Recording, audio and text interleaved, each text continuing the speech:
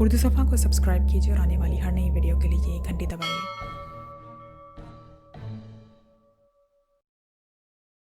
उसके कुछ अरसे बाद उसने जिस शख्स को उस रात सईदा अम्मा के साथ सीढ़ियों पर खड़े देखा था, उस शख्स से उसकी पहली मुलाकात हुई। फुरखान अपनी बीवी के साथ उनके यहाँ आया था। उसे वो और उसकी बीवी दोनों अच्छे लगे थे। फिर वो चंद एक बार और उनके घर आए थे। उनके साथ उनकी शनासाई में इजाफा हो गया था। उसे जॉब करते तब 2 साल हो चुके थे। कुछ वक्त शायद और इसी तरह गुजर जाता अगर वो इत्तेफाकन एक रोज़ उस सड़क से न गुजरती जहां जलाल के बनाए हुए हॉस्पिटल के बाहर उसका नाम आवेजा था। जलाल अंसर का नाम उसके कदम रोक देने के लिए काफ़ी था, मगर कुछ देर हॉस्पिटल के बाहर उसका नाम देखने के बाद उसने तय किया कि वह दोबारा इस सड़क पर कभी नहीं आएगी। जलाल शादी कर चुका था। ये वो घर छोड़ते वक्त ही सलार से जान चुकी थी। अब वह दोबारा उसकी ज़िंदगी में नहीं आना चाहती थी, मगर उसका ये फैसला देर पा साबित नहीं हुआ। 2 हफ्तों के बाद फार्मास्यूटिकल कंपनी के ऑफिस में ही उसकी मुलाकात राबिया से हुई। राबिया वहाँ किसी काम से आई थी। चंद लम्हों के लिए तो उसे अपने सामने देखकर उसके समझ में ही नहीं आया कि वो किस तरह का रद्द-ए-अमल जाहिर करे। ये मुश्किल राबिया ने आसान कर दी। वो उससे बड़ी गर्मजोशी के साथ मिली थी। तुम यकदम कहाँ गायब हो गई थी? कॉलेज और हॉस्टल में तो एक लंबा अरसा तूफान मचा रहा। राबिया ने छूटते ही उससे पूछा। इमामा ने मुस्कुराने की कोशिश की। बस मैं घर चली गई थी। क्यों गई थी तुम तो जानती ही होगी। इमामा ने मुख्तसरन कहा। हाँ, मुझे कुछ अंदाज़ा तो था ही, मगर मैंने किसी से जिक्र नहीं किया। वैसे हम लोगों की बड़ी कम बख्ती आई, मेरी, जवेरिया, ज़ैनब, सब की। पुलिस तक ने पूछगछ की हमसे। हमें तो कुछ पता ही नहीं था तुम्हारे बारे में, मगर हॉस्टल और कॉलेज में बहुत सारी बातें फैल गई थी तुम्हारे बारे में। राबिया उसके सामने वाली कुर्सी पर बैठी मुसलसल बोले जा रही थी। तुम अकेली ही गई थी? उसने बात करते करते अचानक पूछा। हाँ, इमामा इंटरकॉम पर चाय का कहते हुए बोली। मगर गई कहाँ थी? कहीं नहीं, यही लाहौर में थी। तुम बताओ क्या कर रही हो आजकल? और जवेरिया, बाकी सब? इमामा ने बात बदलते हुए कहा। मैं प्रैक्टिस कर रही हूँ लाहौर में। जवेरिया इस्लामाबाद में होती है। शादी हो गई है उसकी एक डॉक्टर से। मेरी भी फारूक से हुई है। तुम्हें तो याद होगा, क्लास फेलो था मेरा। इमामा मुस्कुराई। और ज़ैनब? उसका दिल बेख्तियार धड़का था। हाँ, ज़ैनब आजकल इंग्लैंड में होती है। रेजिडेंसी कर रही है वहाँ अपने शौहर के साथ। उसके भाई के हॉस्पिटल में ही फारूक प्रैक्टिस करते हैं। इमामा ने बेख्तियार उसे देखा। जलाल अंसर के हॉस्पिटल में? हाँ, उसी के हॉस्पिटल में। वो स्पेशलाइजेशन करके आया है कुछ अरसे पहले, लेकिन बेचारे के साथ बड़ी ट्रेजेडी हुई है। चंद माह पहले तलाक हो गई है। हालांकि इतना अच्छा बंदा है, मगर इमामा उसके चेहरे से नज़र नहीं हटा सकी। तलाक? क्यों? पता नहीं। फारूक ने पूछा था उससे, कह रहा था अंडरस्टैंडिंग नहीं हुई। बीवी भी बड़ी अच्छी थी उसकी, डॉक्टर है वो भी, लेकिन पता नहीं क्यों तलाक हो गई। हम लोगों का तो खासा आना जाना था उनके घर में। हमें कभी भी अंदाज़ा नहीं हुआ कि ऐसा कोई मसला है दोनों के दरमियान। एक बेटा है 3 साल का, वो जलाल के पास ही है। उसकी बीवी वापस अमेरिका चली गई है। राबिया लापरवाही से तमाम तफसीलात बता रही थी। तुम अपने बारे में बताओ। ये तो मैं जान गई हूँ कि यहाँ जॉब कर रही हो, मगर स्टडीज़ तो तुमने मुकम्मल नहीं की। एमएससी किया है केमिस्ट्री में, और शादी वगैरह? वो अभी नहीं। पेरेंट्स के साथ तुम्हारा झगड़ा ख़त्म हुआ या नहीं? इमामा ने हैरत से उसको देखा। नहीं। फिर उसने मध्यम आवाज़ में कहा। वो कुछ देर उसके पास बैठी रही, फिर चली गई। इमामा बाकी सारा वक्त ऑफिस में डिस्टर्ब रही। उसने जलाल अंसर को कभी भुलाया नहीं था। वो उसे भुला नहीं सकती थी। उसने सिर्फ अपनी ज़िंदगी से उसको अलग कर दिया था। मगर वहाँ बैठे हुए उस दिन उसे एहसास हुआ कि ये भी एक खुशगवानी या खुद फरेबी के सिवा कुछ नहीं था। वो जलाल अंसर को अपनी ज़िंदगी से अलग भी नहीं कर सकती थी। वो सिर्फ उसकी ज़िंदगी में दाखिल होकर उसे किसी परेशानी से दो चार करना चाहती थी, ना ही उसकी अज़दवाजी ज़िंदगी को ख़राब करना चाहती थी। लेकिन ये जानने के बाद कि उसकी अज़दवाजी ज़िंदगी पहले ही नाकाम हो चुकी है, अब वो एक बार फिर अकेला था। उसे याद आया 8 साल पहले वो किस तरह इस शख्स के हुसूल के लिए बच्चों की तरह मचलती रही थी। वो उसे हासिल नहीं कर सकी थी। तब बहुत सी दीवारें, बहुत सी रुकावटें थीं जिन्हें वो पार कर सकती थी, ना जलाल अंसर कर सकता था। मगर अब बहुत वक्त गुजर चुका था। इन रुकावटों में से अब कुछ भी इन दोनों के दरमियान नहीं था। उसे इस बात की कोई परवाह नहीं थी कि वो एक शादी कर चुका था या उसका बेटा भी था। मुझे उसके पास एक बार फिर जाना चाहिए। शायद वो अब भी मेरे बारे में सोचता हो, शायद उसे अब अपनी गलती का एहसास हो, इमामा ने सोचा था। उसने आखिरी बार फ़ोन पर बात करते हुए उसे जो कुछ कहा था, इमामा उसके लिए उसको माफ़ कर चुकी थी। जलाल की जगह जो भी होता वो यही कहता, सिर्फ एक लड़की के लिए कोई भी इतने रिस्क नहीं लेता। और फिर उसका कैरियर भी था जिसे वो बनाना चाहता था। उसके पेरेंट्स की उससे कुछ उम्मीदें थी जिन्हें वो ख़त्म नहीं कर सकता था। मेरी तरह वो भी मजबूर था। बहुत साल पहले कहे गए उसके जुमलों की बाज़गश्त ने भी उसे दिल बर्दाश्त या अपने फैसले पर दोबारा गौर करने पर मजबूर नहीं किया था। मुझे उसके पास जाना चाहिए। हो सकता है ये मौका मुझे अल्लाह ही ने दिया हो सकता है अल्लाह ने मेरी दुआओं को अब कबूल कर लिया हो सकता है अल्लाह को मुझ पर अब रहम आ गया हो। वो बार बार सोच रही थी, वरना इस तरह अचानक राबिया मेरे सामने क्यों आ जाती? मुझे क्यों ये पता चलता कि उसकी बीवी से अलहदगी हो चुकी है? हो सकता है अब मैं उसके सामने जाऊं तो वो फैसला कर चुकी थी। वो जलाल अंसर के पास दोबारा जाना चाहती थी। मैं डॉक्टर जलाल अंसर से मिलना चाहती हूँ, इमामा ने रिसेप्शनिस्ट से कहा। अपॉइंटमेंट है आपका? उसने पूछा। नहीं, अपॉइंटमेंट तो नहीं है। फिर तो वो आपसे नहीं मिल सकेंगे। अपॉइंटमेंट के बगैर वो किसी पेशेंट को नहीं देखते, उसने बड़े प्रोफेशनल अंदाज में कहा। मैं पेशेंट नहीं हूँ, उनकी दोस्त हूँ, इमामा ने काउंटर पर हाथ रखते हुए मध्यम आवाज में कहा। डॉक्टर साहब जानते हैं कि आप इस वक्त उनसे मिलने आएंगी? रिसेप्शनिस्ट ने उसको गौर से देखते हुए कहा। नहीं, उसने चंद लम्हों की खामोशी की बात कहा। 1 मिनट मैं उनसे पूछती हूँ, उसने रिसीवर उठाते हुए कहा। आपका नाम क्या है? वो रिसेप्शनिस्ट का चेहरा देखने लगी। आपका नाम क्या है? उसने अपना सवाल दोहराया। इमामा हाशिम। उसे याद नहीं उसने कितने सालों बाद अपना नाम लिया था। सर, कोई खातून आपसे मिलना चाहती हैं। वो कह रही हैं कि आपकी दोस्त हैं, इमामा हाशिम नाम है उनका। वो दूसरी तरफ से जलाल की गुफ्तगू सुनती रही। ओके सर, आप अंदर चली जाएं, रिसेप्शनिस्ट ने मुस्कुराते हुए उससे कहा। वो सर हिलाते हुए दरवाज़ा खोलकर अंदर चली गई। जलाल अंसर का एक मरीज बाहर निकल रहा था और वो खुद अपनी मेज़ के पीछे खड़ा था। इमामा ने उसके चेहरे पर हैरत देखी थी। वो अपने धड़कते दिल की आवाज़ बाहर तक सुन सकती थी। उसने जलाल अंसर को 8 साल और कितने माह के बाद देखा था। इमामा ने याद करने की कोशिश की, उसे याद नहीं आया। What a pleasant surprise Imama, जलाल ने आगे बढ़कर उसकी तरफ आते हुए कहा। मुझे यकीन नहीं आ रहा, तुम कैसी हो? मैं ठीक हूँ, आप कैसे हैं? वो उसके चेहरे से नजरें हटाए बगैर बोली। पिछले 8 साल से ये चेहरा हर वक्त उसके साथ रहा था और ये आवाज़ भी। मैं बिल्कुल ठीक हूँ, आओ बैठो, उसने अपनी टेबल के सामने पड़ी हुई कुर्सी की तरफ इशारा करते हुए कहा। वो खुद टेबल की दूसरी जानिब अपनी कुर्सी की तरफ बढ़ गया। वो हमेशा जानती थी वो जलाल अंसर को जब भी देखेगी उसका दिल इसी तरह बेकाबू होगा, मगर इतनी खुशी, ऐसी सरशारी थी जो वो अपने रगो-रूप में खून की तरह दौड़ती महसूस कर रही थी। क्या पियोगी? चाय, कॉफ़ी या सॉफ्ट ड्रिंक? वो उससे पूछ रहा था। जो आप चाहें। ओके, कॉफ़ी मंगवा लेते हैं, तुम्हें पसंद थी। वो इंटरकॉम उठाकर किसी को कॉफ़ी भिजवाने की हिदायत दे रहा था और वो उसका चेहरा देख रही थी। उसके चेहरे पर दाढ़ी अब नहीं थी। उसका हेयर स्टाइल मुकम्मल तौर पर तब्दील हो चुका था। उसका वज़न पहले की निस्बत कुछ बढ़ गया था। वो पहले की निस्बत बहुत पुरएतमाद और बेतकल्लुफ़ नज़र आ रहा था। तुम आजकल क्या कर रही हो? रिसीवर रखते ही उसने मामा से पूछा। एक फार्मास्यूटिकल कंपनी में काम कर रही हूँ। MBBS तो छोड़ दिया था तुमने? MBBS तो छोड़ दिया था तुमने? हाँ, MSc किया है केमिस्ट्री में।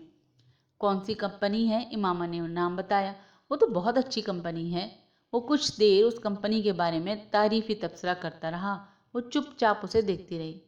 मैं स्पेशलाइजेशन करके आया हूँ, वो अपने बारे में बताने लगा। वो पल के झपकाए बगैर किसी मामूल की तरह उसे देखती रही। बाज़ लोगों को सिर्फ देखना ही काफ़ी होता है, उसने उसे बात करते देखकर सोचा था।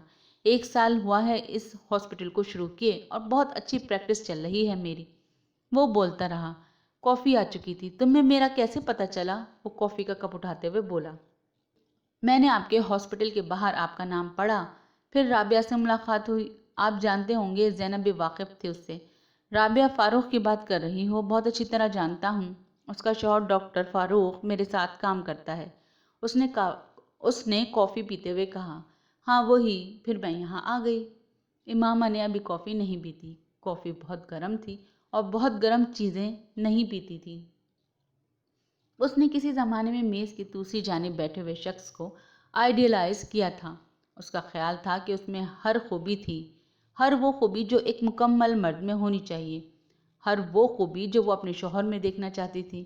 8.5 سال گزر گئے تھے اور امامہ کو یقین تھا کہ وہ اب بھی ویسا ہی ہے۔ چہرے سے داڑھی کے ہٹ جانے کا مطلب یہ نہیں ہو سکتا کہ اس کو اب حضرت محمد صلی اللہ علیہ وآلہ وسلم سے محبت نہ رہی ہو۔ اپنے ہاسپٹل کے کامیابی کے قصیدے پڑھتے ہوئے بھی امامہ اس کی اسی آواز کو اپنے کانوں میں گونجتا ہوا محسوس کر رہی تھی، جس آواز نے ایک بار اس کی زندگی کا سب سے مشکل فیصلہ آسان کر دیا تھا۔ وہ اس کے منہ سے کامیاب پریکٹس اور شہرت کا سن کر مسرور تھی۔ جلال نے زندگی میں انہی کامیابیوں کو سمیٹنے کے لیے 8.5 سال پہلے اسے چھوڑ دیا تھا، مگر وہ خوش تھی۔ آج سب کچھ جلال انصر کی مٹھی میں تھا۔ کم از کم آج فیصلہ کرنے میں اسے کسی دشواری کا سامنا نہیں کرنا پڑتا۔ تم نے شادی کر لی؟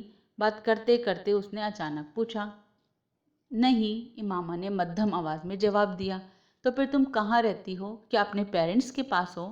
جلال اس بار کچھ سنجیدہ تھا۔ نہیں، پھر اکیلی رہتی ہوں، پیرنٹس کے پاس کیسے جا سکتی تھی؟ اس نے مدھم آواز میں کہا۔ آپ نے شادی کر لی؟ جلال نے کافی کا ایک گھونٹ لیا۔ ہاں، شادی کر لی اور علیحدگی بھی ہو گئی۔ 3 سال کا ایک بیٹا ہے میرا، میرے پاس ہی ہوتا ہے، جلال نے بے تاثر لہجے میں کہا۔ آئی ایم سوری، امامہ نے اظہار افسوس کیا۔ نہیں، ایسی کوئی بات نہیں، اچھا ہوا یہ شادی ختم ہو گئی۔ اٹ واز اے میس، جلال نے کافی کا کپ ٹیبل پر رکھتے ہوئے کہا۔ کچھ دیر کمرے میں خاموشی رہی، پھر اس خاموشی کو امامہ نے توڑا۔ بہت سال پہلے ایک بار میں نے آپ کو پرپوز کیا تھا جلال اسے دیکھنے لگا۔ پھر میں نے آپ سے شادی کی ریکویسٹ کی تھی، آپ اس وقت مجھ سے شادی نہیں کر سکے۔ کیا میں یہ ریکویسٹ آپ سے دوبارہ کر سکتی ہوں؟ اس نے جلال انصر کے چہرے کا رنگ بدلتے دیکھا۔ اب تو حالات بدل چکے ہیں، آپ کسی پر ڈیپینڈنٹ نہیں ہیں، نہ ہی میرے پیرنٹس کے کسی رد عمل کا آپ کو اندیشہ ہوگا، نہ ہی آپ کے پیرنٹس اعتراض کریں گے۔ اب تو آپ مجھ سے شادی کر سکتے ہیں۔ وہ جلال کا جواب سننے کے لیے رکی۔ وہ بالکل خاموش تھا۔ اس کی خاموشی نے امامہ کے اعصاب کو مزمل کیا۔ شاید یہ اس لیے خاموش ہے کیونکہ اسے اپنی پہلی شادی یا بیٹے کا خیال ہوگا، امامہ نے سوچا۔ مجھے اسے بتانا چاہیے کہ مجھے اس کی پہلی شادی کی کوئی پرواہ نہیں ہے، نہ ہی اس بات پر کہ اس کا ایک بیٹا بھی ہے۔ جلال، مجھے آپ کی شادی پر کوئی اعتراض نہیں ہے۔ جلال نے اس کی بات کاٹ دی۔ امامہ، یہ ممکن نہیں ہے۔ کیوں ممکن نہیں ہے؟ کہ آپ کو مجھ سے محبت نہیں ہے؟ محبت کی بات نہیں ہے امامہ، اب بہت وقت گزر چکا ہے۔ ویسے بھی ایک شادی ناکام ہونے کے بعد میں فوری طور پر دوسری شادی نہیں کرنا چاہتا۔ میں اپنے کیریئر پر دھیان دینا چاہتا ہوں۔ جلال، آپ کو مجھ سے تو کوئی اندیشہ نہیں ہونا چاہیے، میرے ساتھ تو آپ کی شادی ناکام نہیں ہو سکتی۔ پھر بھی میں کوئی رسک نہیں لینا چاہتا، جلال نے اس کی بات کاٹ دی۔ میں انتظار کر سکتی ہوں۔ جلال نے ایک گہرا سانس لیا۔ اس کا کوئی فائدہ نہیں ہے امامہ، میں اس پوزیشن میں نہیں ہوں کہ تم سے شادی کر سکوں۔ وہ دم سادے اسے دیکھتی رہی۔ یہ شادی میں نے اپنی مرضی سے کی تھی، دوبارہ میں اپنی مرضی نہیں کرنا چاہتا۔ دوسری شادی میں اپنے پیرنٹس کی مرضی سے کرنا چاہتا ہوں۔ آپ اپنے پیرنٹس کو میرے بارے میں بتا دیں، شاید وہ آپ کو اجازت دے دیں، اس نے ڈوبتے ہوئے دل کے ساتھ کہا۔ نہیں بتا سکتا امامہ، دیکھو کچھ حقائق ہیں جن کا سامنا مجھے اور تمہیں بہت حقیقت پسندی سے کرنا چاہیے۔ میں اپنے لیے تمہارے جذبات کی قدر کرتا ہوں اور اس میں کوئی شبہ نہیں کہ کسی زمانے میں میں بھی تمہارے ساتھ انوالو تھا، یا یہ کہہ لو کہ محبت کرتا تھا۔ میں آج بھی تمہارے دل میں بہت خاص جذبات رکھتا ہوں اور ہمیشہ رکھوں گا، مگر زندگی جذبات کے سہارے نہیں گزاری جا سکتی۔ وہ رکا۔ امامہ کافی کے کپ سے اٹھتے دھوئیں کے پار اس کا چہرہ دیکھتی رہی۔ تم جب 7-8 سال پہلے اپنا گھر چھوڑ رہی تھی تو میں نے تمہیں سمجھایا تھا کہ اس طرح نہ کرو، لیکن تم نے اس معاملے کو اپنی مرضی سے ہینڈل کیا۔ اپنے پیرنٹس کو مجھ سے شادی کے لیے کنونس کرنے کے بجائے تم مجھے مجبور کرتی نہیں کہ میں تم سے چھپ کر شادی کر لوں۔ میں ایسا نہ کر سکا اور نہ ہی یہ مناسب سمجھا۔ مذہب کی بات اپنی جگہ، مگر مذہب کے ساتھ معاشرہ بھی تو کوئی چیز ہوتا ہے جس میں ہم رہتے ہیں اور جس کی ہمیں پرواہ کرنی چاہیے۔ امامہ کو یقین نہیں آیا کہ وہ یہ سب اس شخص کے منہ سے سن رہی تھی جو تم تو چلی گئیں، مگر تمہارے جانے کے بعد تمہارا اس طرح غائب ہو جانا کتنا بڑا اسکینڈل ثابت ہوا، اس کا اندازہ ہے تمہیں؟ تمہارے پیرنٹس نے پریس میں یہ خبر نہیں آنے دی، مگر پورے میڈیکل کالج کو تمہارے اس طرح چلے جانے کا پتہ تھا۔ پولیس نے تمہاری بہت ساری فرینڈز اور کلاس فیلوز سے تمہارے بارے میں انویسٹیگیشن کی، زینب بھی اس میں شامل تھی۔ خوش قسمتی سے ہم بچ گئے۔ وہ اٹھ کھڑا ہو گیا۔ میں نے اتنے سال محنت کر کے اپنا مقام بنایا ہے، میں اتنا بہادر نہیں ہوں کہ میں تم سے شادی کر کے لوگوں کی چمگوئیوں کا نشانہ بنوں۔ میرا اٹھنا بیٹھنا ڈاکٹرز کی کمیونٹی میں ہے اور امامہ ہاشم کی میری بیوی کے طور پر واپسی مجھے اسکینڈلائز کر دے گی۔ تم سے شادی کر کے میں لوگوں سے نظریں نہیں چرانا چاہتا۔ تم اتنے سال کہاں رہی ہو، کیسے رہی ہو، یہ بہت اہم سوالات ہیں۔ میرے پیرنٹس کو تمہاری کسی بات پر یقین نہیں آئے گا۔ مجھے لوگوں کی نظروں میں اپنا یہ مقام برقرار رکھنا ہے۔ تم بہت اچھی ہو، مگر لوگ سمجھتے ہیں کہ تم اچھی لڑکی نہیں ہو، اور میں کسی اسکینڈلائز لڑکی سے شادی نہیں کر سکتا۔ میں برداشت نہیں کر سکتا کہ کوئی یہ کہے کہ میری بیوی کا کردار اچھا نہیں ہے۔ آئی ہوپ تم میری پوزیشن کو سمجھ سکتی ہو۔ کافی کے کپ سے اٹھتا دھواں ختم ہو چکا تھا، مگر جلال انصر کا چہرہ ابھی کسی دھوئیں کے پیچھے چھپا نظر آ رہا تھا، یا پھر یہ اس کی آنکھوں میں اترنے والی دھند تھی جس نے جلال انصر کو غائب کر دیا تھا۔ کرسی کے دونوں ہاتھوں کا سہارا لیتے ہوئے وہ اٹھ کھڑی ہوئی تھی۔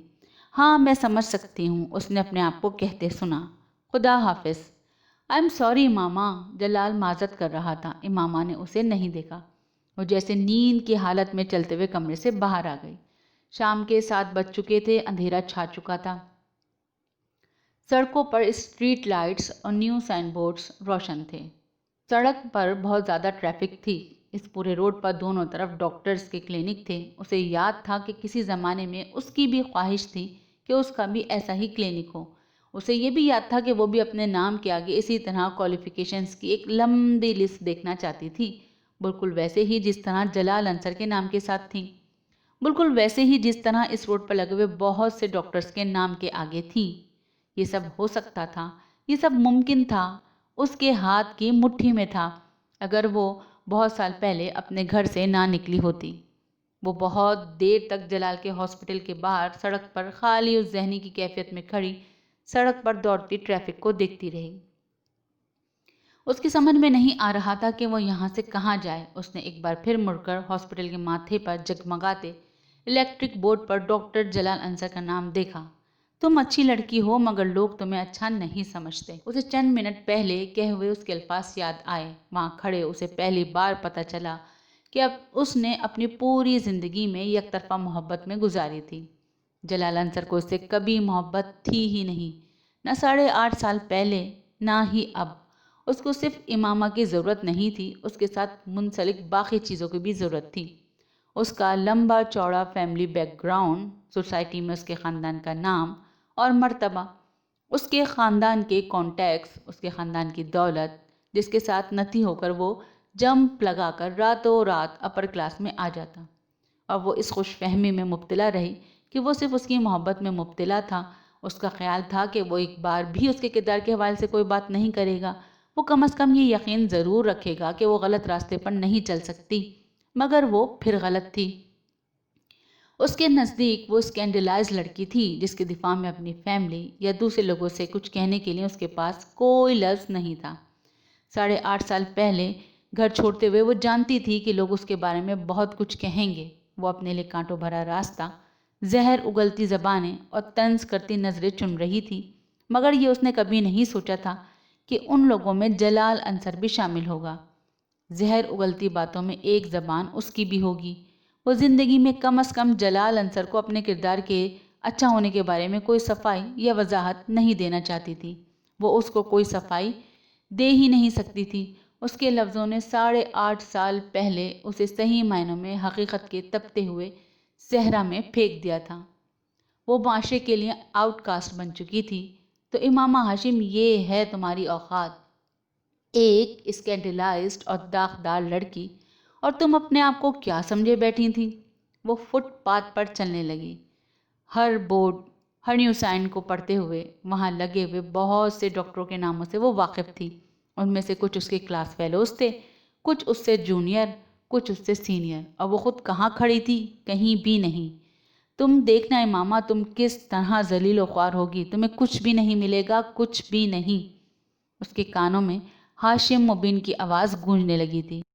اس نے اپنے گالوں پر سیال مادے کو بہتے محسوس کیا۔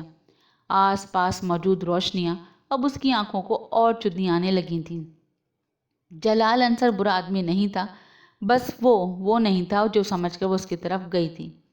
کیسا دھوکہ تھا جو اس نے کھایا تھا، جان بوجھ کر کھلی آنکھوں کے ساتھ۔ وہ بھی ایک مادہ پرست تھا، مکمل مادہ پرست۔ صرف اس کا یہ روپ اس نے پہلی بار دیکھا تھا اور اس کے لیے یہ سب کچھ ناقابل یقین تھا۔ وہ برا آدمی نہیں تھا، اس کی اپنی اخلاقیات تھیں، وہ ان کے ساتھ جی رہا تھا۔ امامہ ہاشم کو آج اس نے وہ اخلاقیات بتا دی تھیں۔ اس نے ایسی تضحیک اور تحقیر 8 سالوں میں پہلی بار دیکھی تھی، اب وہ بھی اس شخص کے ہاتھوں جسے وہ خوبیوں کا مجموعہ سمجھتی رہی تھی۔ اور خوبیوں کے اس مجموعے کی نظروں میں وہ کیا تھی؟ گھر سے بھاگی ہوئی ایک اسکینڈلائز لڑکی۔ آنسوؤں کا ایک سیلاب تھا جو اس کی آنکھوں سے امڑ رہا تھا اور اس میں سب کچھ بہہ رہا تھا، سب کچھ۔ اس نے بے رحمی کے ساتھ آنکھوں کو رگڑا، اپنی چادر کے ساتھ گیلے چہرے کو خشک کرتے ہوئے ایک رکشے کو روک کر وہ اس میں بیٹھ گئی۔ دروازہ سیدہ اماں نے کھولا تھا۔ وہ سر جھکائے اس طرح اندر داخل ہوئی کہ اس کے چہرے پر ان کی نظر نہ پڑے۔ کہاں تھیں تم امامہ؟ رات ہو گئی، میرا تو دل گھبرا رہا تھا۔ ساتھ والوں کے گھر جانے ہی والی تھی کہ میں کوئی تمہارے آفس جا کر پتہ کرے۔ سیدہ اماں دروازہ بند کر کے تشویش کے عالم میں اس کے پیچھے آئی تھیں۔ کہیں نہیں اماں، بس آفس میں کچھ کام تھا اس لیے دیر ہو گئی۔ اس نے ان سے چند قدم آگے چلتے ہوئے پیچھے مڑے بغیر ان سے کہا، پہلے تو کبھی تمہیں آفس میں دیر نہیں ہوئی، پھر آج کیا ہو گیا کہ رات ہو گئی؟ آخر آج کیوں اتنی دیر روکا انہوں نے تمہیں؟ سیدہ اماں کو اب بھی تسلی نہیں ہو رہی تھی۔ اس کے بارے میں کیا کہہ سکتی ہوں، آئندہ دیر نہیں ہوگی۔ وہ اسی طرح اپنے کمرے کی طرف جاتے ہوئے بولی، کھانا گرم کر دوں یا تھوڑی دیر بعد کھاؤ گی؟ انہوں نے اس کے پیچھے آتے ہوئے پوچھا، نہیں میں کھانا نہیں کھاؤں گی، میرے سر میں درد ہو رہا ہے، میں کچھ دیر کے لیے سونا چاہتی ہوں۔ اس نے اپنے کمرے میں داخل ہوتے ہوئے کہا، درد کیوں ہو رہا ہے؟ کوئی دوائی دے دوں یا چائے بنا دوں؟ سیدہ اماں کو اور تشویش لاحق ہوئی، اماں پلیز مجھے سونے دیں، مجھے کسی چیز کی ضرورت نہیں ہے، اگر ہوئی تو میں آپ سے ہی کہہ دوں گی۔ اس کے سر میں واقعی درد ہو رہا تھا۔ سیدہ اماں کو شاید اندازہ ہو گیا کہ ان کی تشویش اس وقت اسے بے آرام کر رہی ہے۔ ٹھیک ہے تم سو جاؤ، وہ جانے کے لیے پلٹی۔ امامہ نے اپنے کمرے کی لائٹ آن نہیں کی، اس نے اسی طرح اندھیرے میں دروازے کو بند کیا اور اپنے بستر پر آ کر لیٹ گئی۔ اپنا کمبل کھینچ کر اس نے سیدھا لیٹتے ہوئے اپنی آنکھوں پر بازو رکھ لیا۔ وہ اس وقت صرف سونا چاہتی تھی، وہ کچھ بھی یاد کرنا نہیں چاہتی تھی، نہ جلال انصر سے ہونے والی کچھ دیر پہلے کی گفتگو، نہ ہی کچھ اور۔ وہ رونا بھی نہیں چاہتی تھی، وہ اپنے مستقبل کے بارے میں سوچنا بھی نہیں چاہتی تھی۔ اس کی خواہش پوری ہو گئی تھی۔ اسے نیند کیسے آ گئی یہ وہ نہیں جانتی تھی، مگر وہ بہت گہری نیند سوئی تھی۔ وہ اس سے 3 قدم آگے کھڑا تھا، اتنا قریب کہ وہ ہاتھ بڑھاتی تو اس کا کندھا چھو لیتی۔ وہاں ان دونوں کے علاوہ اور کوئی نہیں تھا۔ وہ اس کے کندھے سے اوپر خانہ کعبہ کے کھلتے ہوئے دروازوں کو دیکھ رہی تھی۔ وہ نور کے اس سیلاب کو دیکھ رہی تھی جس نے وہاں موجود ہر چیز کو اپنی لپیٹ میں لینا شروع کر دیا تھا۔ وہ خانہ کعبہ کے غلاف پر تحریر آیات کو بآسانی دیکھ سکتی تھی۔ وہ آسمان پہ موجود ستاروں کی روشنی کو یکدم بڑھتے محسوس کر سکتی تھی۔ ان میں سے آگے کھڑا شخص تلبیہ پڑھ رہا تھا۔ وہاں گونجنے والی واحد آواز اسی کی آواز تھی، خوش الحان آواز۔ اس نے بے اختیار اپنے آپ کو اس کے پیچھے وہی کلمات دہراتے پایا، اس طرح جس طرح وہ پڑھ رہا تھا، مگر زیر لب پھر وہ اپنی آواز اس کی آواز میں ملانے لگی، اسی طرح کی زیر لب پھر اس کی آواز بلند ہونے لگی۔ پھر اس کو احساس ہوا کہ وہ اپنی آواز اس کے ساتھ بلند نہیں کر پا رہی تھی۔ اس نے کوشش ترک کر دی، وہ اس کی آواز میں آواز ملاتی رہی۔ خانہ کعبہ کا دروازہ کھل چکا تھا۔ اس نے اس شخص کو آگے بڑھ کر دروازے کے پاس جا کر کھڑے ہوتے دیکھا۔ اس نے اسے ہاتھ آسمان کی طرف اٹھاتے دیکھا، وہ دعا کر رہا تھا، وہ اسے دیکھتی رہی۔ پھر اس نے ہاتھ نیچے کر لیے، وہ اب نیچے بیٹھ کر زمین پر سجدہ کر رہا تھا کعبے کے دروازے کے سامنے۔ وہ اسے دیکھتی رہی۔ اب وہ کھڑا ہو رہا تھا، وہ پلٹنے والا تھا، وہ اس کا چہرہ دیکھنا چاہتی تھی۔ اس کی آواز شناسا تھی مگر چہرہ دیکھے بغیر وہ اب مڑ رہا تھا۔ وہ یکدم ہڑبڑا کر اٹھ بیٹھی۔ کمرے میں تاریکی تھی۔ چند لمحوں کے لیے اسے لگا وہ وہیں ہو، خانہ کعبہ میں۔ پھر جیسے وہ حقیقت میں واپس آ گئی۔ اس نے اٹھ کر کمرے کی لائٹ جلا دی اور پھر بیڈ پر آ کر دوبارہ بیٹھ گئی۔ اسے خواب پوری جزیات سمیت یاد تھا، یوں جیسے اس نے کوئی فلم دیکھی ہو، مگر اس آدمی کا چہرہ وہ اسے نہیں دیکھ سکی تھی۔ اس کے مرنے سے پہلے اس کی آنکھ کھل گئی تھی۔ خوش الہان آواز جلال انصر کے سوا کس کی ہو سکتی تھی، اس نے سوچا، مگر وہ شخص دراز خط تھا۔ جلال انصر سانولا تھا۔ اس شخص کے احرام میں نکلے ہوئے کندھے اور بازوں کی رنگت صاف تھی اور اس کی آواز وہ شناسا تھی۔ وہ یہ پہچان نہیں پا رہی تھی کہ وہ جلال کی آواز تھی یا کسی اور کی۔ خواب بہت عجیب تھا، مگر اس کے سر کا درد غائب ہو چکا تھا اور وہ حیران کن طور پہ پرسکون تھی۔ اس نے اٹھ کر کمرے کی لائٹ آن کی۔ وال کلاک 1 بجا رہا تھا۔ امامہ کو یاد آیا کہ وہ رات کو عشاء کی نماز پڑھے بغیر ہی سو گئی تھی۔ اس نے کپڑے بھی تبدیل نہیں کیے تھے، نہ ہی سونے سے پہلے وضو کیا تھا۔ اس نے کپڑے تبدیل کیے اور اپنے کمرے سے باہر آ گئی۔ سیدہ اماں کے کمرے میں روشنی نہیں تھی، وہ سو رہی تھی۔ پورے گھر میں گہری خاموشی چھائی ہوئی تھی۔ صحن میں بلب جل رہا تھا، ہلکی ہلکی دھند کی موجودگی بھی بلب کی روشنی میں محسوس کی جا سکتی تھی۔ صحن کی دیواروں کے ساتھ چڑھی سبز بیلیں سرخ اینٹوں کی دیواروں کے ساتھ بالکل ساکت تھیں۔ وہ وضو کرنے کے لیے صحن کی دوسری طرف موجود باتھ روم میں جانا چاہتی تھی، مگر وہ صحن میں جانے کے بجائے وہ برآمدے کے ستون کے پاس آ کر بیٹھ گئی۔ اپنے سویٹر کی آستینوں کو اوپر کرتے ہوئے اس نے اپنی شرٹ کی آستینوں کے بٹن کھولتے ہوئے انہیں اوپر فولڈ کر دیا۔ چند لمحوں کے لیے اسے جھرجھری آئی، خون کی بہت زیادہ تھی۔ پھر وہ ان بیلوں کو دیکھنے لگی۔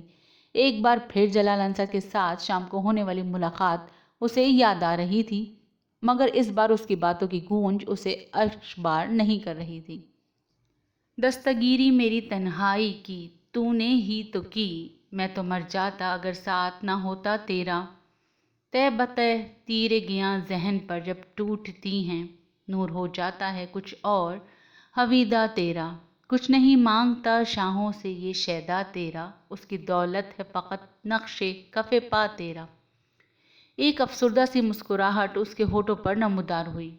گزرے ہوئے پچھلے 8 سالوں میں یہ آواز اور یہ الفاظ اس کے ذہن سے کبھی معدوم نہیں ہوئے تھے، اور پھر اسے کچھ دیر پہلے کے خواب میں سنائی دینے والی وہ دوسری آواز یاد آئی، لبیک اللہم لبیک، لبیک لا شریک لک لبیک، ان الحمد والنعمت لک والملک لا شریک لک۔ وہ آواز مانوس اور شناسا تھی، مگر جلال انصر کی آواز کے علاوہ وہ اور کسی آواز سے واقف نہیں تھی۔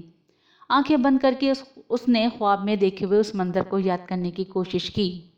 مقام ملتزم، خانہ کعبہ کا کھلا دروازہ، غلاف کعبہ کی وہ روشن آیات، وہ پرسکون ٹھنڈی معطر رات، خانہ کعبہ کے دروازے سے پھوٹتی وہ دودھیا روشنی اور سجدہ کرتا تلبیہ پڑھتا وہ مرد۔ امامہ نے آنکھیں کھول دیں۔ کچھ دیر تک وہ صحن میں اتری دھند میں نظر جمائے اس آدمی کے بارے میں سوچتی رہے۔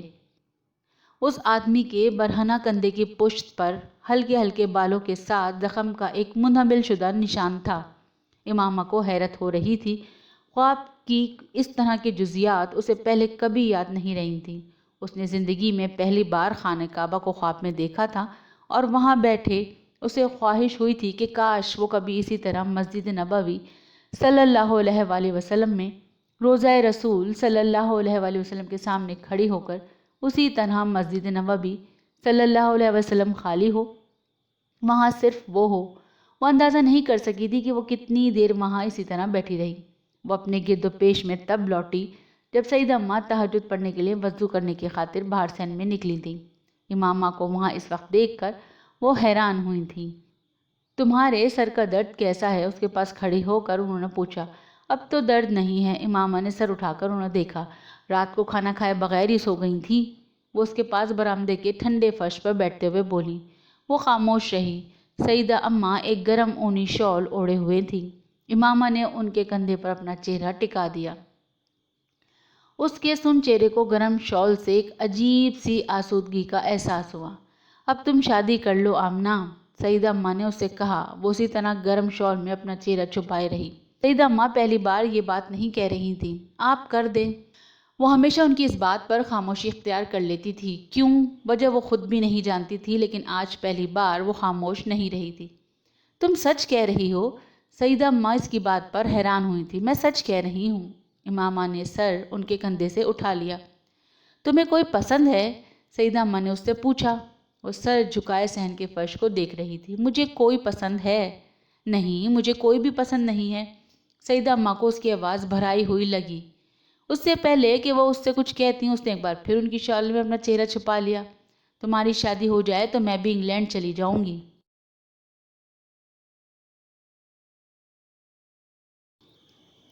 انہوں نے اس کے سر کو تھپتھپاتے ہوئے کہا۔ وہ اس کے سر کو تھپتھپاتے ہوئے انہیں احساس ہوا کہ وہ ان کی شال میں منہ چھپائے ہچکیوں سے رو رہی تھی۔ آمنہ، آمنہ بیٹا کیا ہوا؟ انہوں نے پریشان ہو کر اس کا چہرہ اٹھانے کی کوشش کی۔ وہ کامیاب نہیں ہوئی۔ وہ اسی طرح ان کے ساتھ لگ کر روتی رہی۔ اللہ کے لیے کچھ تو بتاؤ، کیوں رو رہی ہو؟ وہ دل گرفتہ ہو گئیں۔ کچھ نہیں، بس ایسے ہی سر میں درد ہو رہا ہے۔ انہوں نے زبردستی اس کا گیلا چہرہ اوپر کیا تھا۔ وہ اب اپنی آستینوں سے چہرہ پوچھتے ہوئے اٹھ کھڑی ہوئی۔ اس نے سیدہ اماں سے آنکھیں نہیں ملائی تھیں۔ سیدہ اماں ہکا بکا اسے باتھ روم کی طرف جاتے دیکھتی رہیں۔ سیدہ اماں اس کی شادی کی بات کرنے والی اکیلی نہیں تھیں۔ اس کی تعلیم مکمل ہونے کے بعد ڈاکٹر سبت علی نے ایک بار پھر اس سے شادی کا ذکر کیا تھا۔ وہ نہیں جانتی تھی کہ تب اس نے کیوں انکار کر دیا تھا، یہ جاننے کے باوجود کہ وہ اب آزاد تھی۔ مجھے کچھ عرصے جاب کر لینے دے، اس کے بعد میں شادی کر لوں گی، اس نے ڈاکٹر سبت علی سے کہا تھا۔ شاید یہ پچھلے کئی سالوں سے ڈاکٹر سبت علی پر مالی طور پر ایک بوجھ بننے کا احساس تھا جس سے وہ نجات حاصل کرنا چاہتی تھی، یا پھر کہیں اس کے لاشعور میں یہ چیز تھی کہ ڈاکٹر سبت علی کو اس کی شادی پر ایک بار پھر اخراجات کرنے پڑیں گے، اور وہ یہ چاہتی تھی کہ وہ ان اخراجات کے لیے خود کچھ جمع کرنے کی کوشش کر لے۔ اس نے یہ بات ڈاکٹر سبت علی کو نہیں بتائی تھی، مگر اس نے ان سے جاب کی اجازت لے لی تھی۔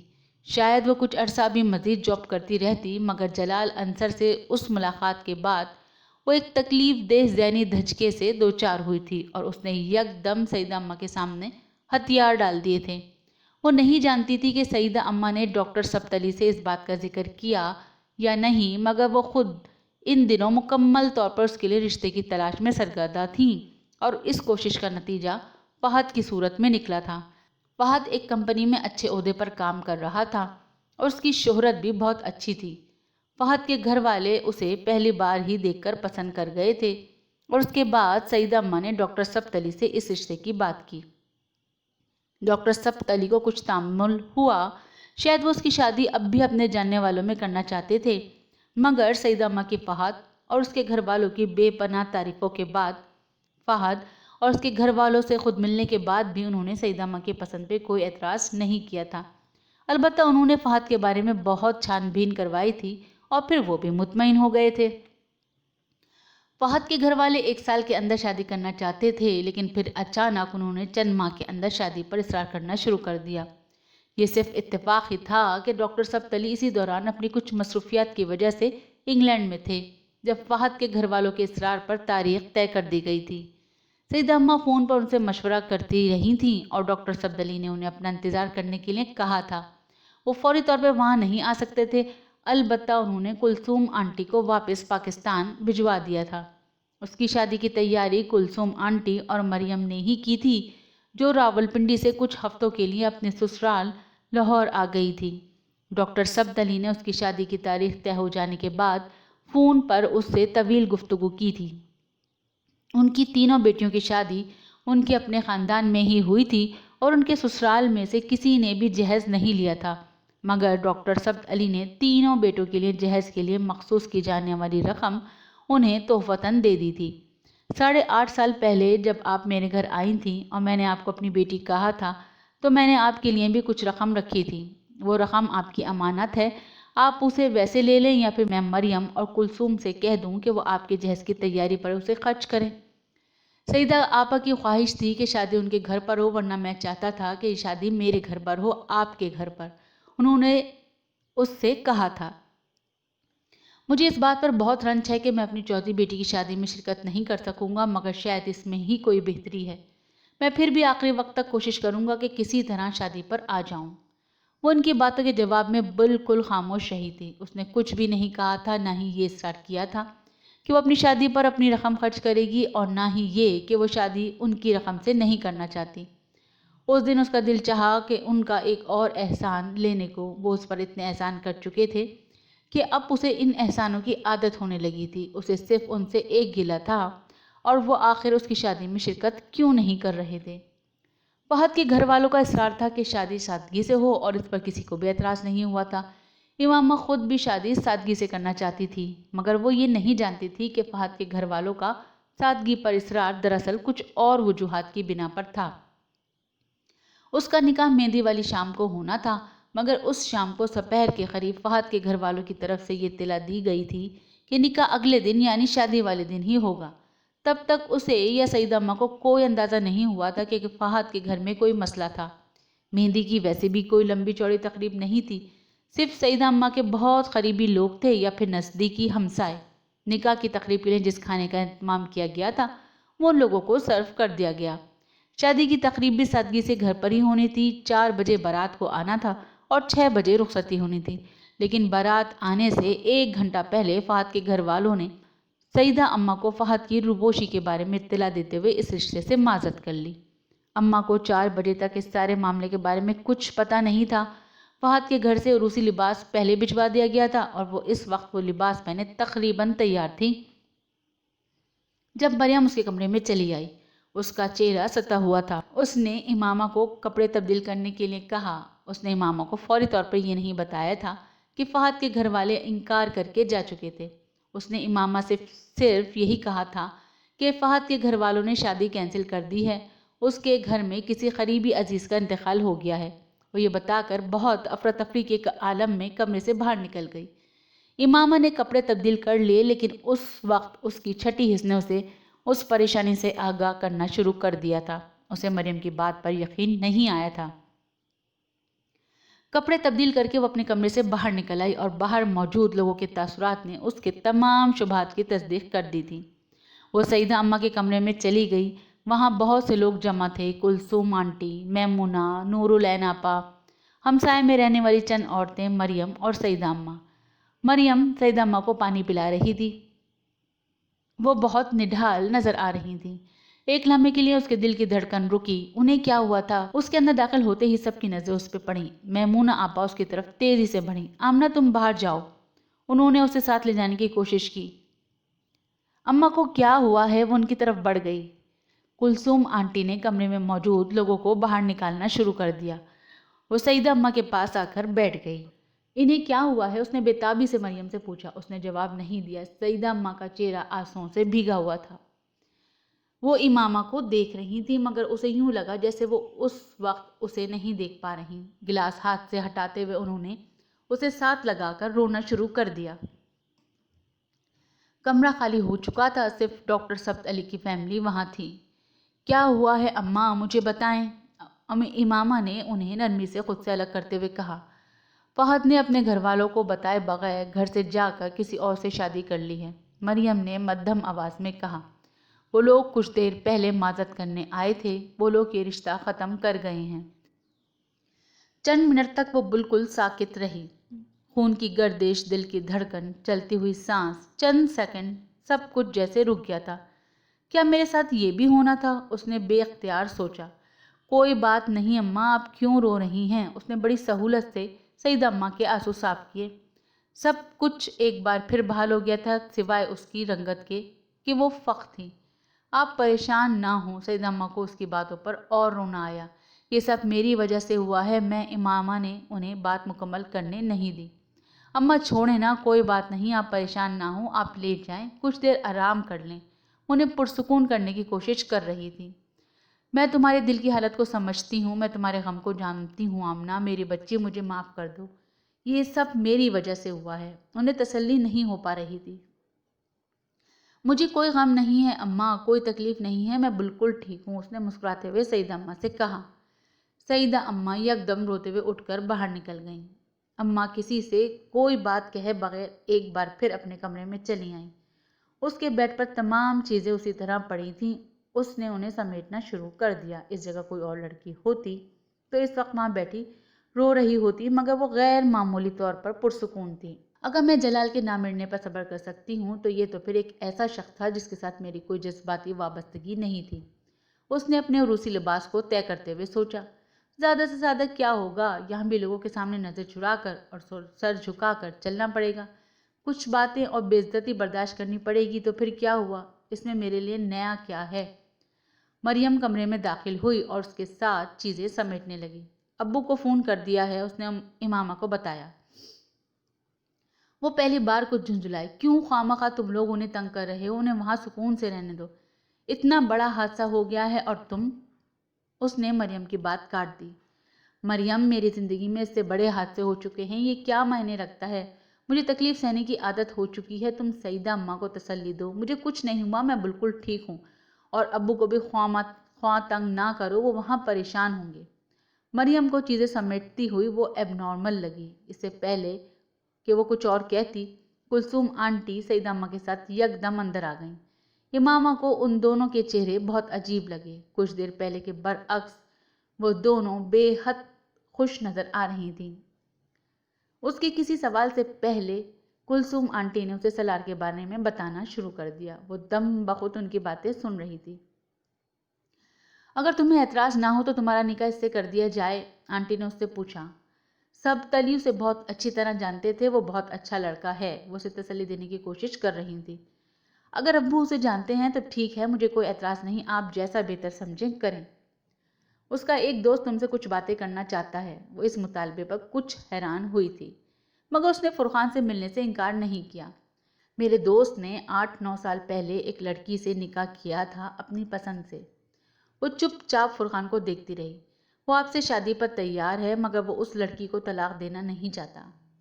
कुछ वजूहात की बिना पर वो लड़की उसके साथ नहीं रही, लेकिन वो अब भी उसे अपने घर में रखना चाहता है। उसने मुझसे कहा है कि मैं आपको ये सब बता दूं, ताकि अगर आपको उस पर कोई एतराज़ हो तो इस बात को यहीं ख़त्म कर देंगे। लेकिन मैं आपसे ये बात कहना चाहता हूँ कि शायद वो लड़की उसे कभी भी ना मिले। 8-9 साल से उसका मेरे दोस्त से कोई राब्ता नहीं है। ये एक मौहूम सी उम्मीद है जिस पर वो उसका इंतज़ार कर रहा है। डॉक्टर सब्त अली साहब आपको अपनी बेटी समझते हैं और इस हवाले से आप मेरी बहन की तरह हैं। इस वक्त इस सूरत हाल से निकलने के लिए यही बेहतर है कि आप उससे शादी कर लें। वो लड़की उसे कभी भी नहीं मिलेगी, क्योंकि ना तो वो उसको पसंद करती थी, ना ही आज तक उसने उससे कोई राब्ता करने की कोशिश की है, और फिर इतना लंबा अरसा गुजर चुका है। वो उसका चेहरा देखती रही। दूसरी बीवी तो इमामा हाशिम, ये है तुम्हारी वो तकदीर जो अब तक तुमसे पोशीदा थी। उसने सोचा, अगर डॉक्टर सब्त अली उस शख्स के बारे में ये सब कुछ जानते हुए भी उसको मेरे लिए मुंतखब कर रहे हैं तो हो सकता है मेरे लिए यही बेहतर हो। मैं जलाल की भी तो दूसरी बीवी बनने के लिए तैयार थी। उससे मोहब्बत करने के बावजूद वो उस शख्स की बीवी बनने पर मुझे क्या एतराज़ होगा जिससे मुझे मोहब्बत भी नहीं है। उसे एक बार फिर जलाल याद आया। मुझे कोई एतराज़ नहीं है, उनकी बीवी जब भी आए वो उसे रख सकते हैं। मैं बड़ी खुशी से उनको ये इजाज़त देती हूँ। मध्यम आवाज़ में किसी मलाल के बगैर उसने फुरखान से कहा।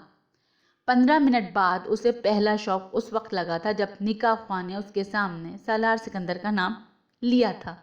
सालार सिकंदर वल्द सिकंदर उस्मान उसे निकाह ख्वाह के मुंह से निकलने वाले लफ्ज़ों से जैसे करंट लगा था। वो नाम ऐसे नहीं थे जो हर शख्स के होते। सालार सिकंदर, सिकंदर उस्मान, और फिर इस तरतीब में क्या ये शख्स जिंदा है? उसके सर पर जैसे आसमान आ गिरा था। उसके चेहरे पर चादर का घूंघट ना होता तो इस वक्त उसके चेहरे के तासुरात ने सबको परेशान कर दिया होता। निकाह ख्वाह अपने कलमात दोबारा दोहरा रहा था। इमामा का जहन माऊफ और दिल डूब रहा था। अगर ये शख्स जिंदा था तो मैं तो अब तक उसके निकाह में हूँ। मेरे खुदा, ये सब क्या हो रहा है? डॉक्टर सब्त अली उसे कैसे जानते हैं? उसके जहन में एक फिशार बरपा था। आमना बेटा, हाँ कहो। सईदा अम्मा ने उसके कंधे पर अपना कंधा रखा। सालार सिकंदर जैसे शख्स के लिए हाँ, उसका दिल किसी ने अपनी मुट्ठी में लेकर भींचा। वो हाँ के अलावा इस वक्त कुछ और कह ही नहीं सकती थी। खौफ और शौक के आलम में उसने कागजात पर दस्तखत किए थे। काश कोई मौजज़ा हो, ये वो सालार सिकंदर ना हो, ये सब एक इत्तेफाक हो। उसने अल्लाह से दुआ की थी। इन सब लोगों के कमरे से चले जाने के बाद मरियम ने उसके चेहरे से चादर हटा दी। उसके चेहरे का रंग बिल्कुल सफ़ेद हो चुका था। क्या हुआ? मरियम की तशवीश में इजाफा हो गया। वो समझ नहीं सकी थी वो उससे क्या कह रही थी। उसका जहन कहीं और था। Maryam, just do me a favour. उसने मरियम का हाथ पकड़ लिया। मैंने निकाह कर लिया है, मगर मैं आज रुखसती नहीं चाहती। तुम सईदा अम्मा से कहो मैं भी रुखसती नहीं चाहती। उसके लहजे में कुछ न कुछ ऐसा ज़रूर था कि मरियम उठकर बाहर निकल गई। वो बहुत जल्द ही वापस आ गई। इमामा रुखसती नहीं हो रही है, सालार भी रुखसती नहीं चाहता। इमामा के हाथों की कपकपाहट कुछ कम हो गई। अब्बू का फ़ोन आने वाला है तुम्हारे लिए, वो तुमसे कुछ बात करना चाहते हैं, उसने इमामा को मज़ीद इत्तिला दी। वो फ़ोन सुनने के लिए दूसरे कमरे में आ गई। उन्होंने कुछ देर बाद उसे फ़ोन किया था। वो उसे मुबारकबाद दे रहे थे। इमामा का दिल रोने का चाहा। सालार बहुत अच्छा इंसान है, वो कह रहे थे। मेरी ख्वाहिश थी कि आपकी शादी इसी से हो, मगर चूँकि आप सईदा आपा के पास रह रही थी, इसीलिए मैंने उनकी ख्वाहिश और इंतखाब को मुक़द्दम समझा। वो सांस लेने तक के काबिल नहीं रही थी। मुझे ये इल्म नहीं था कि सालार ने इससे पहले कभी शादी की थी, मगर थोड़ी देर पहले फुरखान ने मुझे उसके बारे में बताया है। वो सिर्फ ज़रूरतन किया जाने वाला निकाह था। फुरखान ने मुझे तफसील नहीं बताई और मैं समझता हूँ कि इसकी ज़रूरत भी नहीं है। मेरे जानने वालों में सालार से अच्छा कोई शख्स होता तो उसके निकाह के बारे में जान लेने के बाद मैं आपकी शादी सालार से करने के बजाय कहीं और कर देता, लेकिन मेरे जहन में सालार के अलावा कोई आया ही नहीं। आप खामोश क्यों हैं आमना? उन्हें बात करते करते उसका ख्याल आया। अब्बू आप वापस कब आएंगे? मैं 1 हफ्ते तक आ रहा हूँ, डॉक्टर सबतली ने कहा। मुझे आपसे बहुत सारी बातें करनी है, मुझे आपको कुछ बताना है। आप खुश नहीं हैं? डॉक्टर सबतली को उसके लहजे ने परेशान किया। आप पाकिस्तान आ जाएं, फिर मैं आपसे बात करूंगी, उसने हतमी लहजे में कहा। और रात को सोने से पहले वज़ू के लिए बाथरूम गई। वज़ू करके वापस आते हुए अपने कमरे में जाने के बजाय वो सहन में बरामदे की सीढ़ियों पर बैठ गई। घर में इस वक्त कोई मेहमान नहीं था। वो और सईदा अम्मा हमेशा की तरह तन्हा थे। सईदा अम्मा थकावट की वजह से बहुत जल्द सो गई थीं। वो मुलाजमा के साथ घर में मौजूद काम निपटाती रही। 10:30 बजे के करीब मुलाजमा भी अपना काम ख़त्म करके सोने चली गई थी। वो शादी के कामों की वजह से पिछले कुछ दिनों से वहीं रह रही थी। इमामा किचन और अपने कमरे के बहुत से छोटे छोटे काम निपटाती रही। वो जिस वक्त इन सब कामों से फारिग हुई उस वक्त रात के 12:30 बज रहे थे। वो बहुत थक चुकी थी, मगर सोने से पहले वज़ू करने के बाद सहन से गुजरते हुए यकदम ही उसका दिल अपने कमरे में जाने को नहीं चाहा। वो वहीं बरामदे में बैठ गई।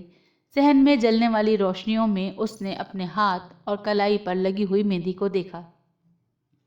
मेहंदी बहुत अच्छी रची थी। उसके हाथ कोहनियों तक सुर्ख बेल बूटों से भरे हुए थे। उसने कल बहुत सालों बाद पहली बार बड़े शौक़ से मेहंदी लगवाई थी। उसे मेहंदी बहुत पसंद थी। त्योहारों के अलावा भी वो अक्सर अपने हाथों पर मेहंदी लगाया करती थी, मगर 8.5 साल पहले अपने घर से निकल आने के बाद उसने कभी मेहंदी नहीं लगाई थी। गैर महसूस तौर पर इन तमाम चीज़ों से उसकी दिलचस्पी ख़त्म हो गई थी, मगर 8.5 साल के बाद पहली बार उसने बड़े शौक़ से अपने हाथों पे नक्शो निगार बनवाए थे। न सिर्फ हाथों पे बल्कि पैरों पर भी।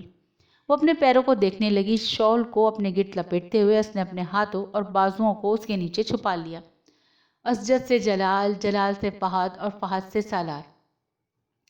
एक शख्स को मैंने रद्द किया, 2 ने मुझे रद्द किया, और चौथा शख्स जो मेरी ज़िंदगी में शामिल हुआ वो सबसे बदतरीन है, सालार सिकंदर।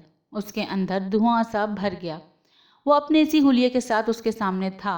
खुला गिरेबान, गले में लटकती जंजीर, हेयर बैंड में बंधे बाल, चुपती हुई तहज़ीक आमेज़ नज़रें, दाएं गाल पर मजाक उड़ाती मुस्कुराहट के साथ पड़ने वाला डिम्पल, कलाइयों में लटकते बैंड्स और ब्रेसलेट, और औरतों की तस्वीरों वाली तंग जीन्स। और जैसे उसकी ज़िंदगी के सबसे खूबसूरत ख्वाब की सबसे भयानक ताबीर बनकर सामने आया था। उसके दिल में सालार सिकंदर के लिए ज़र्रा बराबर इज्जत ना थी।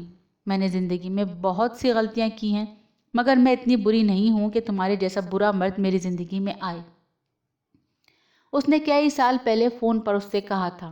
शायद इसीलिए जलाल ने भी तुमसे शादी नहीं की, क्योंकि नेक मर्दों के लिए नेक औरतें होती हैं, तुम्हारे जैसी नहीं, सालार ने जवाबन कहा था। इमामा ने अपने होंठ भींच लिए। चाहे कुछ हो जाए सालार, मैं तुम्हारे साथ नहीं रहूँगी। तुम वाकई मर जाते तो ज़्यादा अच्छा था, वो बुड़बुड़ाई थी। उस वक्त एक लम्हे के लिए भी उसे ख्याल नहीं आया था कि सालार ने कभी उस पर कोई एहसान किया था। डॉक्टर सबतली जिस रात पाकिस्तान वापस आए थे, उस रात इमामा उनके घर पर ही थी, लेकिन रात को उसने उनसे सालार के बारे में कोई बात नहीं की। मरियम अभी लाहौर में ही थी, इसीलिए वो सब आपस में खुशगप्पियों में मसरूफ़ रहे। अगले दिन सुबह भी वो सब इसी तरह इकट्ठे बैठे बातें करते रहे। وہ امامہ کو ان تحائف کے بارے میں بتاتے رہے جو وہ انگلینڈ سے امامہ اور سالار کے لیے لے کر آئے تھے۔ امامہ خاموشی سے سنتی رہی۔ سالار بھائی کو تو آج افطاری پر بلائیں، یہ مریم کی تجویز تھی۔ ڈاکٹر سبت علی نے فون کیا۔ امامہ تب بھی خاموش رہی۔ وہ دوپہر کی نماز پڑھنے کے لیے باہر جانے لگی تو امامہ ان کے ساتھ باہر پورچ تک آ گئی۔ ابو مجھے آپ سے کچھ بات کرنی ہے، اس نے دھیرے سے کہا۔ ابھی؟ ڈاکٹر سبت علی نے حیرانی سے کہا۔ نہیں، آپ نماز پڑھائیں پھر واپسی پر۔ وہ کچھ دیر تشویش سے اسے دیکھتے رہے اور پھر کچھ کہہ باہر چلے گئے۔ میں سالار سے طلاق لینا چاہتی ہوں۔ وہ مسجد سے واپسی پر اسے لے کر اپنی اسٹڈی میں آ گئے تھے اور امامہ نے بلا کسی تمہید یا توقف کے اپنا مطالبہ پیش کر دیا۔ آمنہ، وہ دم بخود رہ گئے، میں اس کے ساتھ نہیں رہ سکتی۔ وہ مسلسل فرش پر غور کر رہی تھی۔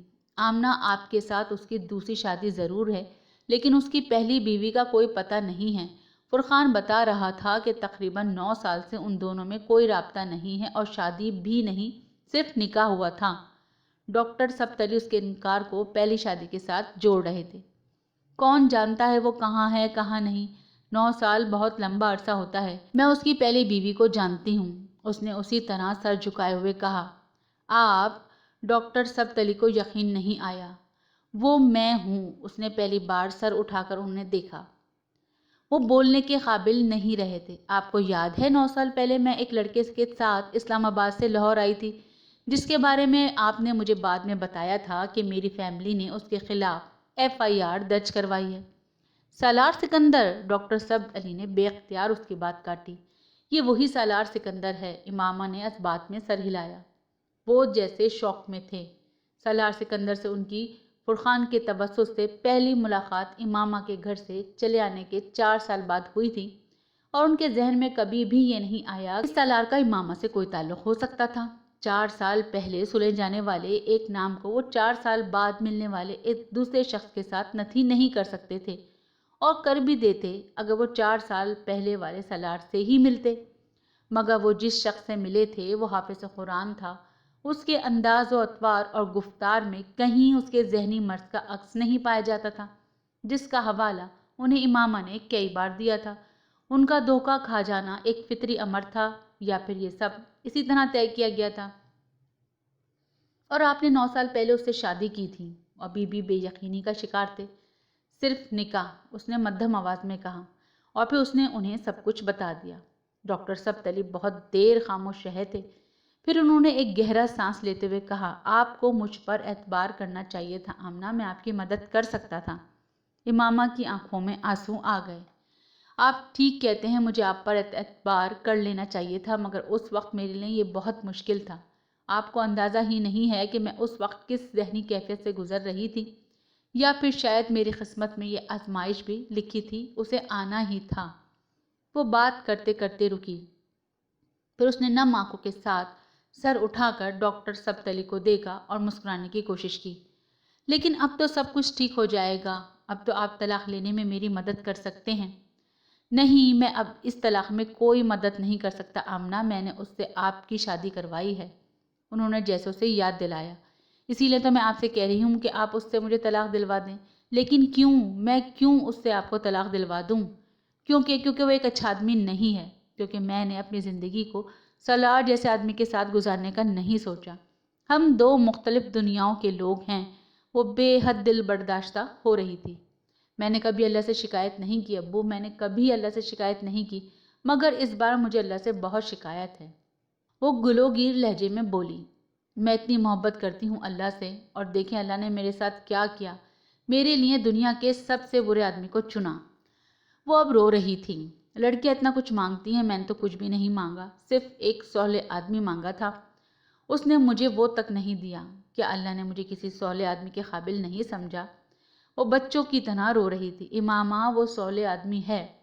آپ کیوں اسے صالح آدمی کہتے ہیں؟ وہ صالح آدمی نہیں ہے، میں اس کو جانتی ہوں، میں اس کو بہت اچھی طرح جانتی ہوں۔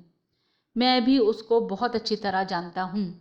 آپ اس کو اتنا نہیں جانتے جتنا میں جانتی ہوں۔ وہ شراب پیتا ہے، وہ نفسیاتی مریض ہے، کئی بار خودکشی کی کوشش کر چکا ہے، گریبان کھلا چھوڑ کر پھرتا ہے، عورت کو دیکھ کر اپنی نظر تک نیچے نہیں رکھنا جانتا، اور آپ کہتے ہیں کہ وہ صالح آدمی ہیں۔ امامہ میں اس کے ماضی کو نہیں جانتا، میں اس کے حال کو جانتا ہوں، وہ ان میں سے کچھ بھی نہیں جو آپ کہہ رہی ہیں۔ آپ کہہ سکتے ہیں کہ وہ ایسا کچھ نہیں کرتا، وہ جھوٹا مکار ہے، میں اس کو جانتی ہوں، وہ ایسا نہیں ہے۔ ابو وہ ایسا ہی ہے، ہو سکتا ہے اسے واقعی آپ سے محبت ہو، وہ آپ کی وجہ سے تبدیل ہو گیا ہو۔ مجھے ایسی محبت کی ضرورت نہیں ہے، مجھے اس کی نظروں سے گھن آتی ہے، مجھے اس کے کھلے گریبان سے گھن آتی ہے۔ میں ایسے کسی آدمی کی محبت نہیں چاہتی، وہ بدل نہیں سکتا، ایسے لوگ کبھی نہیں بدلتے، وہ صرف اپنے آپ کو چھپا لیتے ہیں۔ نہیں، سالار ایسا کچھ نہیں کر رہا۔ ابو میں سالار جیسے کسی شخص کے ساتھ زندگی گزارنے کا سوچ بھی نہیں سکتی۔ وہ ہر چیز کا مذاق اڑاتا ہے، مذہب کا، زندگی کا، عورت کا۔ کیا ہے جسے وہ چٹکیوں میں اڑانا نہیں جانتا؟ جس شخص کے نزدیک میرا اپنا مذہب کو چھوڑ دینا ایک حماقت ہے، جس کے نزدیک مذہب پر بات کرنا وقت ضائع کرنے کے مترادف ہے، جو صرف what is next to ecstasy کا مطلب جاننے کے لیے خودکشیاں کرتا پھرتا ہو، جس کے نزدیک زندگی کا مقصد صرف عیش ہے، وہ میرے ساتھ محبت کرے بھی تو کیا؟ صرف محبت کی بنیاد پر میں اس کے ساتھ زندگی گزار سکتی ہوں؟ میں نہیں گزار سکتی۔ 8.5 سال سے وہ آپ کے ساتھ قائم ہونے والے اس اتفاقیہ رشتے کو قائم رکھے ہوئے ہے۔ آپ کو آپ کے تمام نظریات اور عقائد کو جانتے ہوئے بھی وہ آپ کے انتظار میں بھی ہے، یہ سوچتے ہوئے کہ آپ اس کے ساتھ رہنے پر تیار ہو جائیں گی۔ کیا ان ساری خواہشوں کے ساتھ اس نے اپنے اندر کچھ تبدیلی نہیں کی ہوگی؟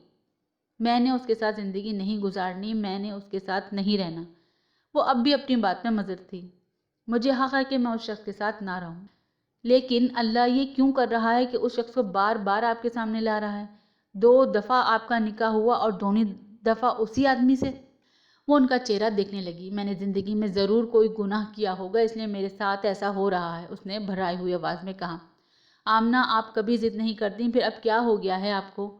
ڈاکٹر سبز علی حیران تھے۔ آپ مجھے مجبور کریں گے تو میں آپ کی بات مان لوں گی، کیونکہ آپ کے مجھ پر اتنے احسانات ہیں کہ میں تو آپ کی کسی بات کو رد کر ہی نہیں سکتی۔ لیکن آپ اگر یہ کہیں گے کہ میں اپنی مرضی اور خوشی کے ساتھ اس کے ساتھ زندگی گزاروں تو وہ میں کبھی نہیں کر سکوں گی۔ مجھے کوئی دلچسپی نہیں ہے کہ وہ کتنا تعلیم یافتہ ہے، کتنے اچھے عہدے پر کام کر رہا ہے، یا مجھے کیا دے سکتا ہے۔ کیا آپ ایک ان پڑھ آدمی سے شادی کر لیتے لیکن وہ اچھا انسان ہوتا تو میں کبھی آپ سے شکوہ نہیں کرتی۔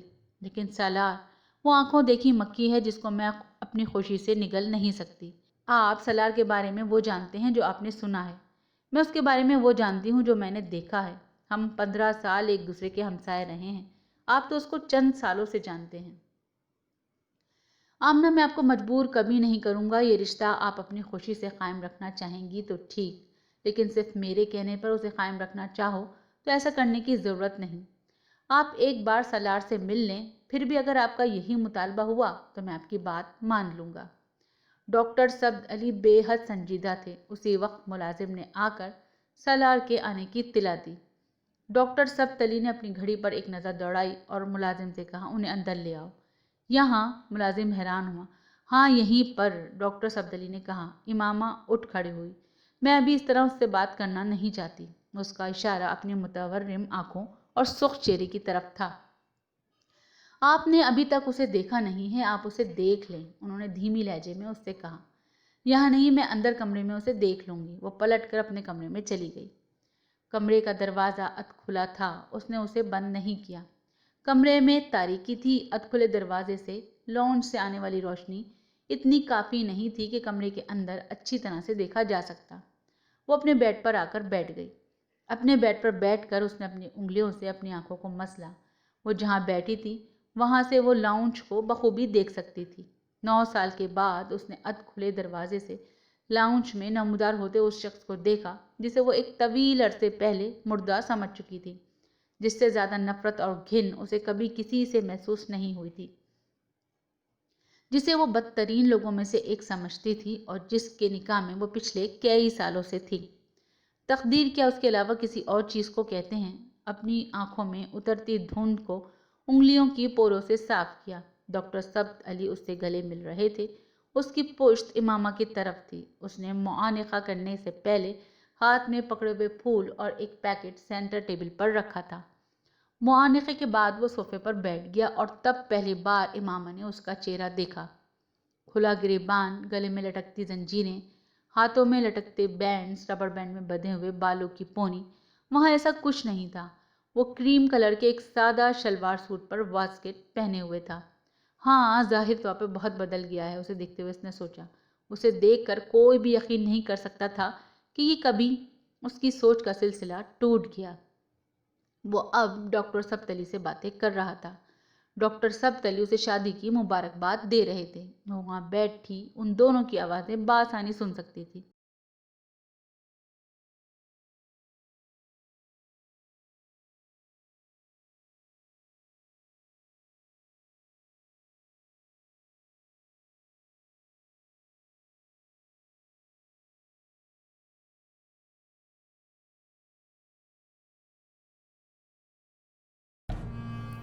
Like, comment, share, press the bell icon.